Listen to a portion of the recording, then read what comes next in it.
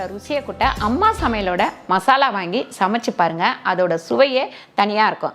நம்மளோட website link வந்து கீழே கொடுக்குறேன். வெப்சைட்டில் நீங்கள் ஆர்டர் போட்டுக்கலாம். நம்மக்கிட்ட மசாலா, வத்தல், வடகம், ஊறுகாய், முறுக்கு மாவு, அதிர்ச மாவு, சீடை மாவு, இந்த மாதிரி எல்லா வகையான மாவு வகைகளும் நம்மக்கிட்ட கிடைக்கும். வணக்கம், நான் உங்கள் அம்மா சமையல் மீனாட்சி. இன்னைக்கு பார்த்தீங்கன்னா நம்ம வந்து வெஜ்ஜி தான் சமைக்க போகிறோம். என்னெல்லாம் சமைக்க போகிறோம்னு பார்த்தீங்கன்னா காளான் குழம்பு வைக்க போகிறோம். அதுக்கப்புறம் புடிக்கரணை வடை செய்ய போகிறோம்.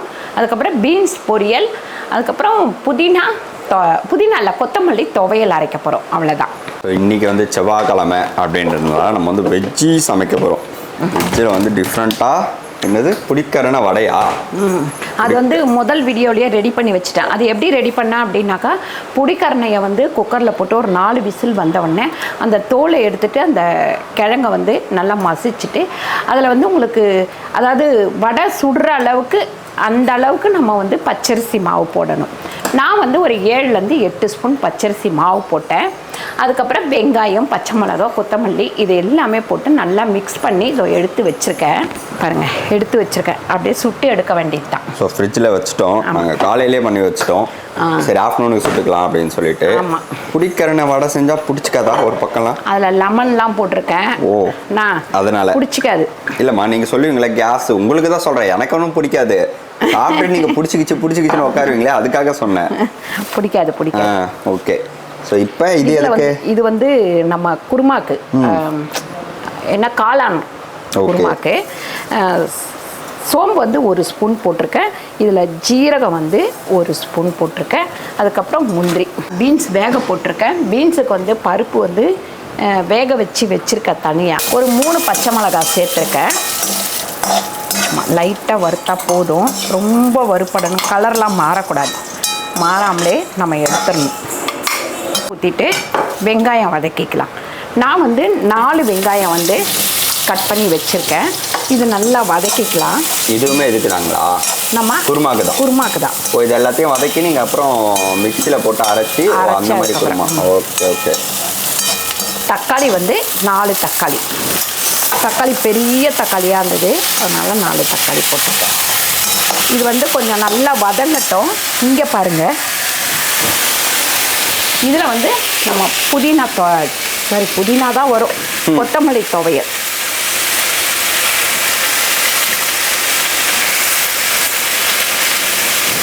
ஒரு 4 ஸ்பூன் அளவுக்கு எண்ணெய் ஊற்றிருக்கேன். அதில் சின்ன வெங்காயம் ஒரு 150 கிராம் சின்ன வெங்காயம், பூண்டு வந்து ஒரு 20 பல்லு பூண்டு, அதுக்கப்புறம் இஞ்சி வந்து ஒரு பெரிய துண்டு 4 நறுக்கி வச்சுருக்கேன். பச்சை மிளகா ஒரு 10 பச்சை மிளகா பண்ணுறீங்கன்னா ஒரே ஒரு கொத்தமல்லி கட்டு போதும். 2 பச்சை மிளகா, ஒரு 4-5 சின்ன வெங்காயம், 4 பல்லு பூண்டு, ஒரு சின்ன பல்லு இஞ்சி எடுத்துக்கோங்க. 1/4 டீஸ்பூன் அளவுக்கு உப்பு போடுங்க. அரை லெமன் புழிஞ்சு விட்டால் போதும் இதுக்கு. சூப்பர். ஸோ இப்போ வந்து இங்கே வந்து பார்த்தீங்கன்னா கொத்தமல்லியா? ஆமாம், கொத்தமல்லி துவையல். இப்போ நான் வந்து ஒரு 5 கட்டு கொத்தமல்லி எடுத்து வச்சுருக்கேன். இது எல்லாத்தையும் இதில் சேர்த்துருவோம். ஒரு 1/4 ஸ்பூன் கல்லுப்பு சேர்த்துக்கலாம். உள்ள தண்ணியே நமக்கு வந்து கடைசியில் இப்படி நிற்கும். இப்போ இதோட போதும். நமக்கு ரொம்ப வதக்கினீங்கன்னா இதோட டேஸ்ட் மாறிடும். இந்த அளவுக்கு வதங்கினா போதும். ஒரு தட்டில் கொட்டி நல்லா ஆறட்டும், அதுக்கப்புறமா அரைச்சிக்கலாம். இது காளான் குழம்புக்கு நம்ம வந்து வெங்காயம் தக்காளி இந்த அளவுக்கு வதங்கினா போதும். இதை வந்து இந்த ஜாரில் போட்டு கொஞ்சம் ஆறட்டும்னு சொல்லிட்டு அரைச்சி எடுத்துக்கலாம். நான் வந்து இது வதக்கணும் இல்லைங்களா, கொத்தமல்லி, அதுலேயே வந்து எண்ணெய் ஊற்றி இப்போ பீன்ஸ் கூட்டு தாளிச்சிக்க போகிறேன். பீன்ஸ் கூட்டுக்கு பார்த்திங்கன்னா ஒரு 3 ஸ்பூன் அளவுக்கு எண்ணெய் ஊற்றிருக்கேன். கூட்டுக்கு பார்த்திங்கன்னா ஜீரகம் வந்து ஒரு 1/2 ஸ்பூன் போட்டிருக்கேன். கடுகு வந்து ஒரு 1/2 ஸ்பூன் போட்டிருக்கேன். உளுந்து வந்து ஒரு 1/2 ஸ்பூன் போட்டிருக்கேன். பச்சை மிளகாய் ஒரு 5, கருவேப்பிலை கொஞ்சம், ஒரு 3 வெங்காயம் நறுக்கி வச்சுருக்கேன், அதையும் சேர்த்துப்பேன். பருப்புலேயும் உப்பு போடலை, பீன்ஸ் வேக வைக்கும் போதும் போடலை. அதனால் இதில் வந்து வெங்காயம் வதக்கும் போது ஒரு 3/4 ஸ்பூன் அளவுக்கு கல்லுப்பு சேர்த்துக்கிறேன். நறுக்கி வச்சுருக்கேன், அதையும் சேர்த்துக்கலாம். ஒரு தக்காளிங்களா? ஆமாம். எப்பயுமே நம்ம பீன்ஸ் கூட்டு வைக்கும் போது இந்த மாதிரி கொஞ்சம் டிஃப்ரெண்ட்டாக பண்ணோம்னா செம்ம டேஸ்ட்டாக இருக்கும். இதில் நீங்கள் தேங்காவே சேர்க்க தேவையில்லை. இந்த பாசிப்பருப்பு தனியாக வேக வச்சுட்டு பீன்ஸையும் தனியாக வேக வச்சுட்டு இந்த மாதிரி வெங்காயம் தக்காளி எல்லாம் வதக்கி பண்ணும்போது அது ஒரு டேஸ்ட்டில் இருக்கும் நமக்கு. அதில் ஹைலைட் என்னன்னா நம்மளுடைய பொரியல் பொடி போட்டிங்கன்னா இன்னும் உங்களுக்கு டேஸ்ட்டாக இல்லை இதில் பொரியல் பொடி போட்டால் ஒரே மாதிரி டேஸ்ட் வந்துடும். ஓ அப்படியா? ஆமாம். ஓ நோ சாரி காய்ஸ், ஏதோ அம்மா அது வேறு மாதிரி ஏதோ டிஃப்ரெண்ட்டாக பண்ணுறாங்க போல. ஆமாம். அப்போ நான் பொரியல் பொடி இல்லாமலும் பண்ணலாம். ஆமாம். எல்லாத்துக்கும் அந்த பொரியல் பொடி போட்டால் ஒரே மாதிரி டேஸ்ட் வந்துடும்ல. ஓகே பாருங்க, இந்த தண்ணியோடவே நான் இதில் வந்து ஊற்றிடுறேன். பீன்ஸ் வேக வச்ச பீன்ஸை ஒரே ஒரு விசில் கொடுத்து எடுத்துக்கிட்டேன். இதை நம்ம வந்து வேக வைக்கும் போது நான் மஞ்சத்தூள் சேர்க்கல, அதனால் இப்போ வந்து பருப்புலேயுமே மஞ்சத்தூள் சேர்க்கல, அதனால் இப்போ சேர்த்துக்கிறேன். பருப்பையுமே ஃபுல்லாக வேக வைக்கக்கூடாது. ஒரே ஒரு விசிலில் நீங்கள் ஆஃப் பண்ணிடணும். ரொம்ப தண்ணியாகவும் இல்லாமல் உதிரியாகவும் இல்லாமல் இந்த மாதிரி இருக்கணும். சொன்னேன் இல்லைங்களா, புளிக்கருணை வடை மாவு வந்து ரெடி பண்ணி வச்சுருக்கேன் அப்படின்னு சொல்லிட்டு, இதுதான் இது. இப்படி உருட்டி வச்சுப்போம், அப்புறமா தட்டி தட்டி போட்டுடலாம்.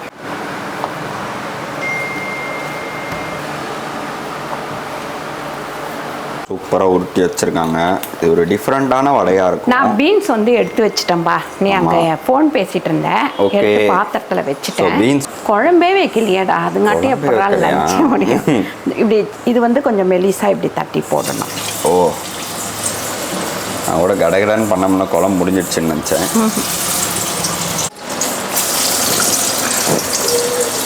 எடுங்க, தட்டாதீங்க, எடுங்க.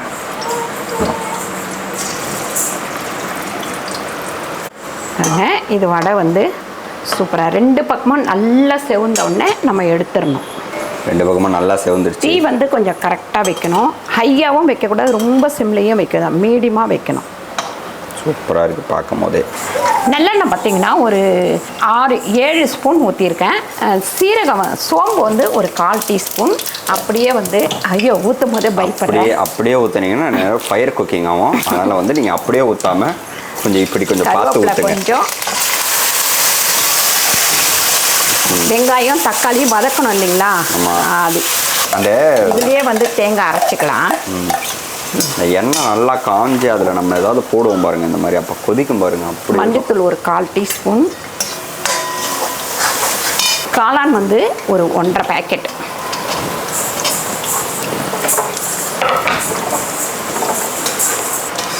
இது நல்லா வதங்கட்டும்.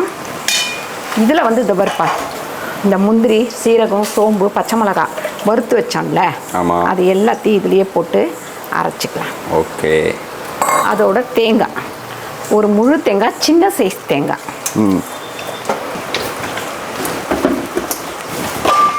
இப்போ குழம்புக்கு காளான் குழம்புக்கு 1 ஸ்பூன் வெறும் மிளகாத்தூள் போட்டிருக்கேன். சிக்கன் குழம்பு மசாலா வந்து ஒரு 3 ஸ்பூன் அளவுக்கு சேர்த்துக்கலாம். இது வந்து பார்த்திங்கன்னா ஒரு 8 பேர்த்துக்கு நான் வச்சுருக்கேன். இப்போ 2 பேர்த்துக்கு அப்படின்னா நீங்கள் வந்து காளான் எந்த அளவுக்கு எடுக்கிறீங்களோ எடுத்துக்கோங்க. 1/2 ஸ்பூன் வெறும் மிளகாத்தூள், சிக்கன் குழம்பு மசாலா 1 ஸ்பூன் போட்டால் போதும். தண்ணி ஊற்றிக்கலாம். 2 ஜக்கு நான் தண்ணி ஊற்றிக்கிறேன். கொஞ்சமாக வந்து நல்லா கொஞ்சம் திக்காக இல்லாமல் கொஞ்சம் தண்ணியாக இந்த துவையல் அரைச்சிக்கலாம். இதில் உள்ள தண்ணியை அப்படியே இதுலேயே ஊற்றிடுவோம்.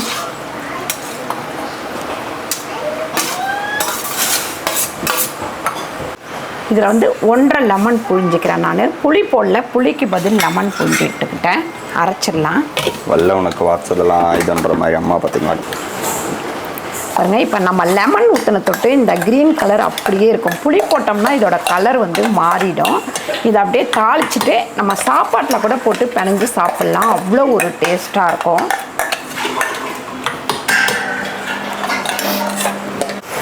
என்னப்பா ஒரே பச்சையாக இருக்கு, ஒரே பச்சையாக இருக்கு, ஒரே பச்சையாக இருந்தது. என்னென்னது?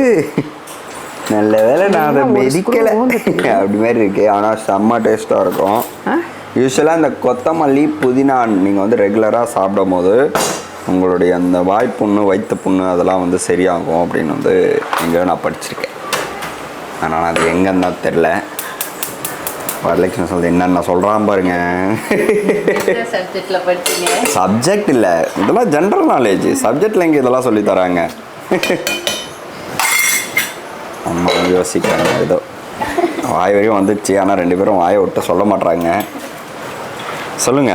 ஒன்றும் இல்லைப்பா, அவ்வளோதான்ப்பா, தள்ளுப்பா நீ.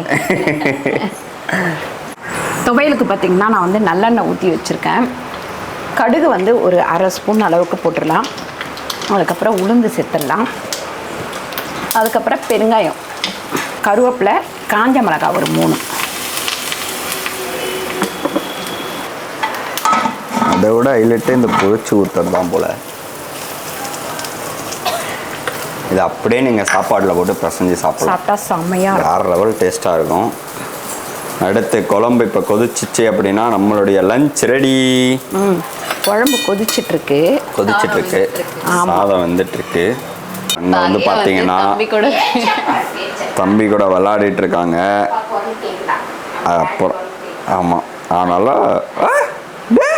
யோகன்பா செல்லமே யோஹான் அச்சோ சாமி பார்க்குறீங்களா?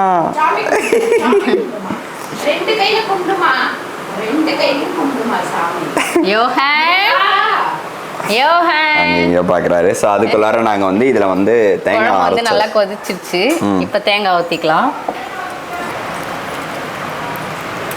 அப்படியே ஒரு கலரி அப்படியே கொஞ்சம் ஒரு கொதிச்சோடனே ஆஃப் பண்ணிடலாம். ஸோ கொஞ்ச நேரத்தில் குருமா ரெடி ஆகிடும். சாப்பாடு எல்லாமே ரெடி. இது ரெடி ஆனதுக்கப்புறம் உங்களுக்கு காமிக்கிறேன். அதுபடி இந்த குட்டியை பாருங்கள் நீங்கள். இந்த குட்டி பட்டா காலையிலேயே வந்து குளிச்சிட்டாரு, மருந்தெல்லாம் குடிச்சிட்டாரு. குடித்ததுனால அவர் வந்து பார்த்தீங்கன்னா இப்போ தூங்கி எழுந்துட்டாரு. அச்சோ